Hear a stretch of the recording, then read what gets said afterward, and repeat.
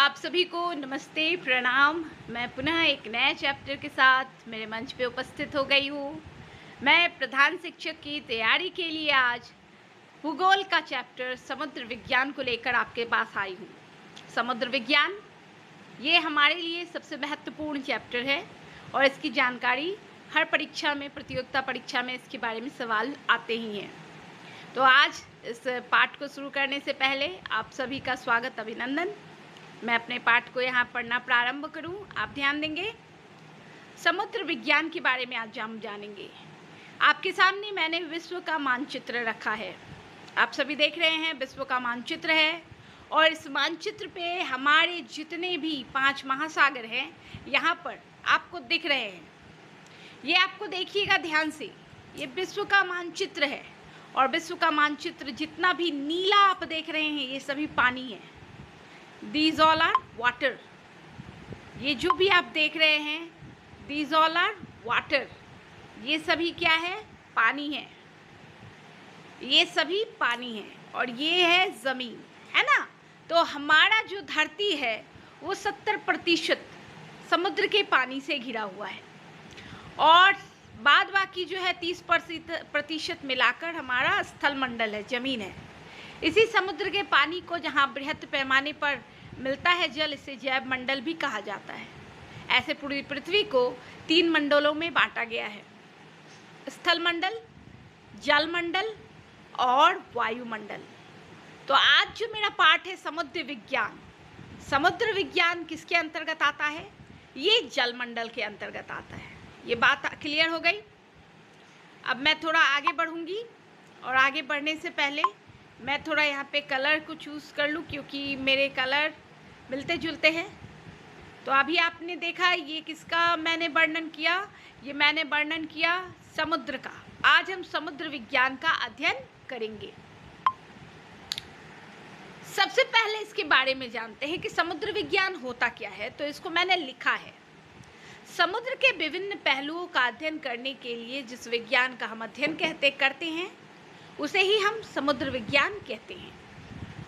समुद्र विज्ञान, इसे हम इंग्लिश में ओशिनोलॉजी या मैरीन साइंस भी कहते हैं। ओशिनोलॉजी या मैरीन साइंस भी इसे कहा जाता है। ओसेन से ओशिनोलॉजी या मैरीन साइंस भी कहते हैं। भूविज्ञान की एक शाखा है जो समुद्र का अध्ययन करती है। इसके अंतर्गत समुद्र के तटीय क्षेत्र, तट मतलब समुद्र का किनारा, सैनिचुरीज, नदी का मुख, तटीय जल, शैलेज और बड़े समुद्रों के जीव, समुद्री धारा, तरंग इत्यादि अन्य विषयों की जानकारी प्राप्त करते हैं। ये समुद्र विज्ञान है। इसके बारे में परिभाषाएं हैं। इसके बारे में परिभाषा सबसे पहले मार्मर ने दी थी। उनके अनुसार समुद्र विज्ञान समुद्र के विज्ञान, महासागर के बेसिनों की आकृति एवं प्रकृति, इनमें उपस्थित जल के लक्षण तथा इनके गतियों का अध्ययन करना था। इन्होंने कहा था कि समुद्र विज्ञान पूरी तरह से समुद्र का अध्ययन करता है, समुद्र की गतियों का अध्ययन करता है। समुद्र के विकास में जलवायु विज्ञान, जल विज्ञान की भांति समुद्र विज्ञान भी भौगोलिक मिट्टी के रूप में विकसित हुआ है। पृथ्वी की गतिमान भाग जलमंडल से ये संबंधित है। क्लियर? इसमें जीव विज्ञान, यहाँ आप देखेंगे ध्यान से, इसमें क्या है? इसमें जीव विज्ञान, रसायन विज्ञान, जियोलॉजी, भौतिक आदि सबकी आवश्यकताएं पड़ती हैं। इस क्षेत्र में काम करने वाले ओशिनोग्राफर कहलाते हैं। कभी कभी सवाल आते हैं कि समुद्र विज्ञान का अध्ययन करने वाले क्या कहलाते हैं? तो ओशिनोग्राफर।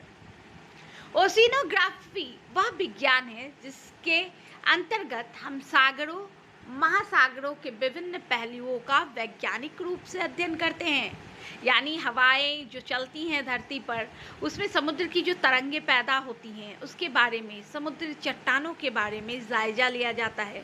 समुद्र की गहराई, समुद्र में पनपने वाले वनस्पतिक तंत्र के बारे में जानकारी ली जाती है।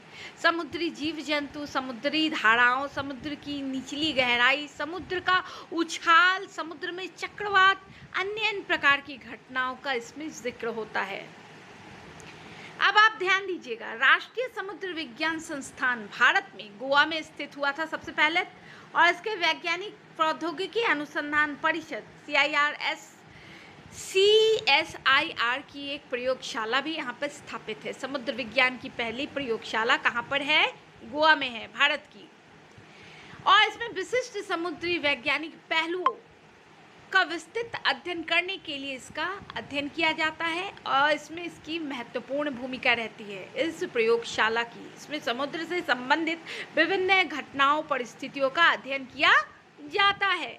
समुद्र विज्ञान के निम्न तथ्यों को हम इसके माध्यम से जानते हैं। जैसे इसमें हम जानते हैं महासागरों की स्थिति एवं विस्तार, समुद्र विज्ञान के अंतर्गत महासागरों का वर्णन विस्तार, समुद्र विज्ञान के विभिन्न उपशाखाओं का अध्ययन, समुद्र विज्ञान की परिभाषाएं, सागरीय नितल का उच्चवाचन, समुद्री सागरों का वर्णन, महासागरीय निरपेक्ष महासागरीय धाराओं का वर्णन, ज्वार भाटा, प्रवाल भित्ति क्या है, समुद्र का परिवर्तन क्या है। इन प्रकार की अन्य गतिविधियां हम इस समुद्र विज्ञान पाठ के अंतर्गत जानते हैं, पढ़ते हैं।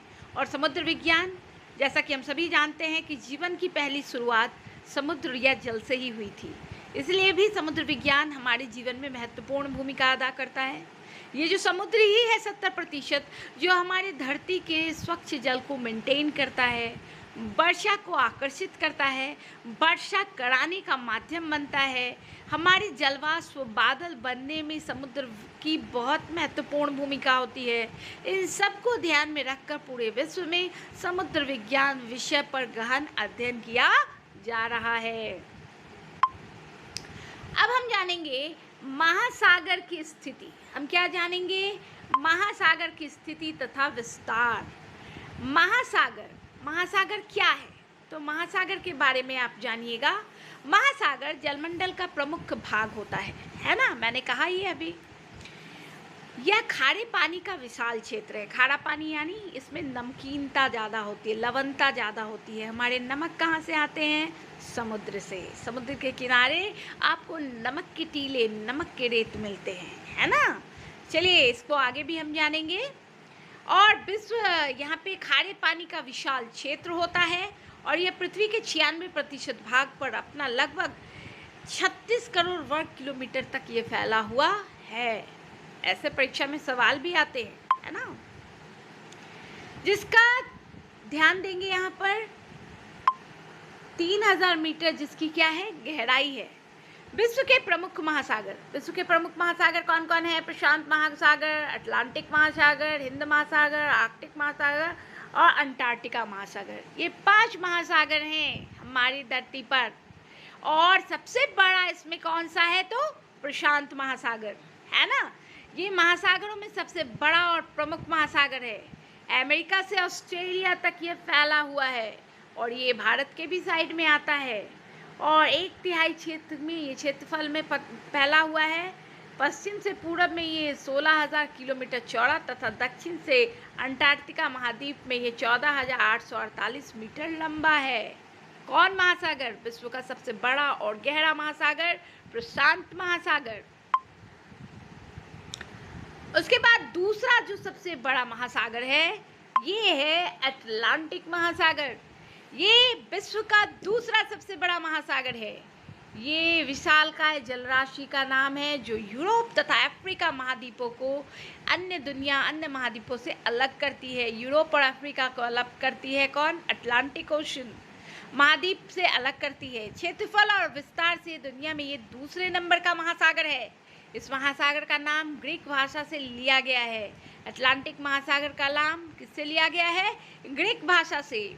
और इसकी आकृति कैसी है? तो इसकी आकृति 8 के जैसी है। इसको अगर आप मैप में देखेंगे तो इसकी आकृति 8 के अनुसार, इंग्लिश के 8 के अनुसार इसकी आकृति है। अब तीसरा सबसे बड़ा महासागर है हिंद महासागर। हिंद महासागर ये भारत के दक्षिण में सबसे नीचे है, हिंद महासागर, है ना। और इससे भी भारत का नाम इंडियन ओशन इसको इंग्लिश में कहते हैं। इससे भी इंडिया पड़ा है। हिंद महासागर से अरबों ने भारत का नाम हिंदुस्तान रखा है, तो ये भी जानकारियाँ रखेंगे। दुनिया का ये तीसरा सबसे बड़ा महासागर है, और ये समुद्र और पृथ्वी की सतह पर उपस्थित पानी का लगभग 20% भाग इसमें समाहित है। ये उत्तर में भारतीय उपमहाद्वीप तथा पश्चिम पूर्व में अफ्रीका तथा पूर्व में हिंद चीन तक ये फैला हुआ है। तीसरा महासागर कौन हो गया? हिंद महासागर। अब हम जानेंगे चौथे महासागर को। चौथा महासागर हमारा है, इसी के अंतर्गत अटलांटिक, हिंद महासागर, आर्कटिक और अंटार्कटिका। ये हो गया पांचवा महासागर। ये महासागर बर्फ से ढका हुआ है। ये उत्तरी ध्रुव में पाया जाता है। ये शुष्क और ठंडी हवाओं से घिरा हुआ महासागर है। अब हम जानेंगे कि समुद्र विज्ञान की शुरुआत किन्होंने की थी। तो यहाँ पर मैंने आपके सामने एक चित्र रखा है जॉन मरे का। किसका रखा है? जॉन मरे। जॉन मरे वो व्यक्ति विशेष थे जिन्होंने किसकी शुरुआत की थी, जिन्होंने किसका अध्ययन किया था? तो इन्होंने ही समुद्र विज्ञान का अध्ययन किया था, जॉन मरे। KCBFR 3 मार्च 1841 से 16 मार्च 1914 तक का इनका जीवन क्रम था।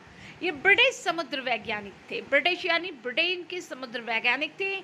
इन्होंने समुद्री जीव विज्ञान लियोमोलॉजिस्ट हुआ करते थे। ये आधुनिक समुद्र विज्ञान के जनक भी माने जाते हैं।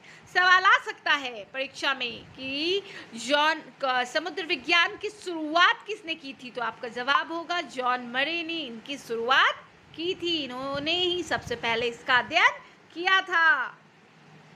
अब आपके सामने एक आकृति है। ये आकृति है समुद्र विज्ञान के अध्ययन की। इसी का अध्ययन किया जाता है समुद्र विज्ञान के तहत।